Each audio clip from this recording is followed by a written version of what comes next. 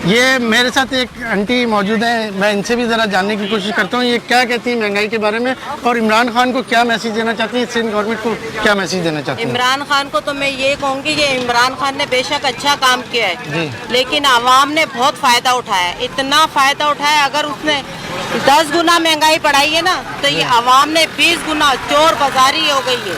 मतलब इसका कोई इतना फायदा उठाया जा रहा जी। है कि जिसके जो दिल में आ रहा है वो कर रहा है। अच्छा। कोई पूछने वाला ही नहीं है। मतलब आप इसका दोषी जो है ये जो सब्जी फरोश है इनको ठहराती हैं। इनको नहीं ठहरा रही, उसी को ठहरा रही हूँ मैं, अच्छा। इमरान खान को। लेकिन इन लोगों ने फायदा उठाया। सबके रेट अलग है, अच्छा, सबके रेट अलग है। इमरान खान को क्या मैसेज देना चाहती हैं आप। इमरान खान को तो मैं यही कहूंगी कि अल्लाह उसका बेड़ा गर्क करे।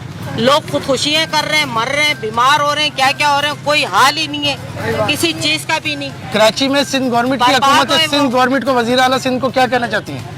उनको भी यही कहूंगी जो उस पे भी नालते पड़े अच्छा। कराए